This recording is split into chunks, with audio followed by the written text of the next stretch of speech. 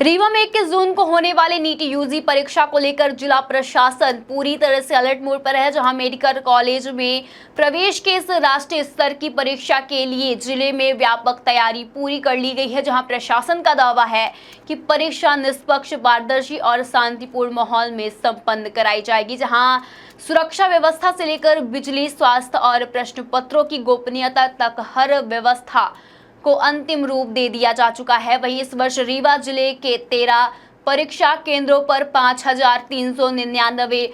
परीक्षार्थी परीक्षा देंगे, जहां परीक्षा दोपहर 2 बजे से शाम 5:15 तक आयोजित होगी। वहीं अभ्यर्थियों को समय पर प्रवेश दिलाने के लिए परीक्षा केंद्र के गेट सुबह 11:30 पर खोल दिए जाएंगे, जहां जिला प्रशासन ने सभी छात्रों से समय से पहले परीक्षा केंद्र पहुंचने और एडमिट कार्ड व पहचान पत्र के साथ आने की अपील की है। वहीं कलेक्टर नरेंद्र कुमार सूर्यवंशी ने सभी विभागों की बैठक लेकर आवश्यक दिशा निर्देश जारी किया है, जहां उन्होंने अधिकारियों से कहा है कि परीक्षा के दौरान किसी भी तरह की लापरवाही नहीं होनी चाहिए, जहां पुलिस, शिक्षा, स्वास्थ्य, बिजली और डाक विभाग को अलग अलग जिम्मेदारियां सौंपी गई है, जहां ताकि सभी व्यवस्थाएं सुचारू रूप से संचालित हो सके। वही सुरक्षा व्यवस्था को लेकर प्रत्येक परीक्षा केंद्र पर एक एएसआई स्तर के अधिकारी के साथ 4 पुलिस कर्मियों की तैनाती रहेगी। वहीं महिला अभ्यर्थियों की जांच और सुरक्षा के लिए प्रत्येक पर्याप्त संख्या में महिला पुलिसकर्मी को भी लगाया गया है, जहां परीक्षा केंद्र के बाहर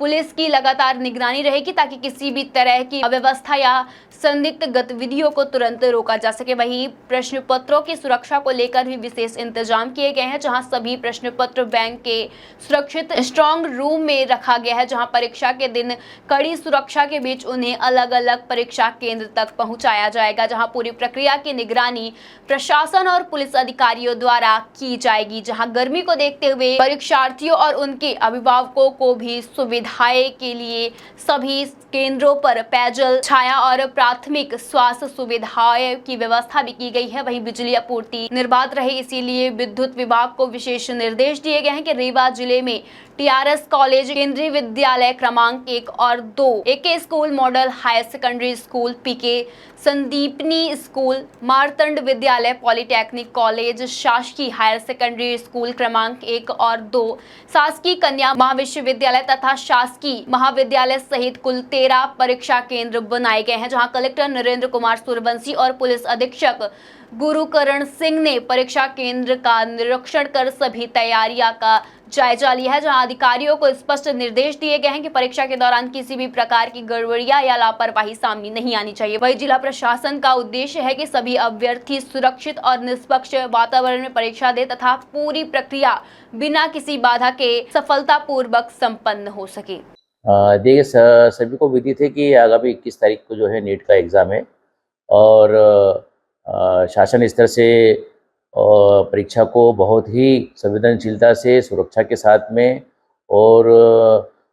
बिल्कुल ही पारदर्शिता के साथ में संपादित करना है। गोपनीयता जो है उसको बनाए रखने की हम पूरी उसमें कार्रवाई भी कर रहे हैं। जो बात छात्रों को सुविधाएं की हैं, तो छात्रों के और उनके साथ आने वाले व्यक्तियों के लिए हम लोगों ने हर